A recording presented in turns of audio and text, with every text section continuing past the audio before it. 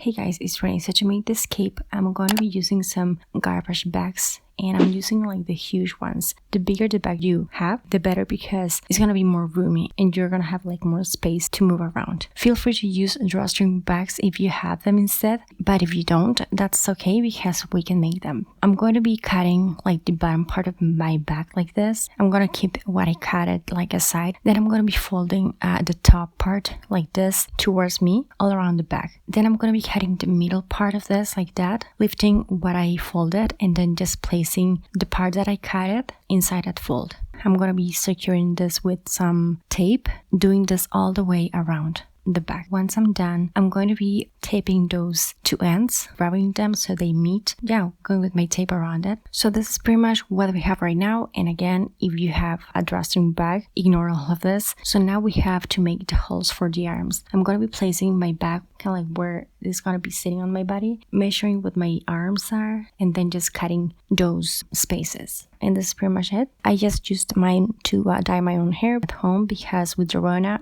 I find it real hard to breathe with the mask on, and I wouldn't go out without the mask still. Plus, I find it really therapeutic to do it by myself, kind of like a self-care me time. You can reuse the bag, by the way. Once you're done, just wash it and let it dry. Here, I'm just showing you how I ended up closing the neck part. I just did it with a clip like this. I really hope this was helpful, easy, and handy if you need, or want to dye your own hair at home. But yeah, I decided to go for red, but I digress. If it was, give this video a thumbs up. For more easy DIYs that I have on my channel, subscribe for more, and share this. Thank you so much for watching. I'll talk to you later, and take care. Bye.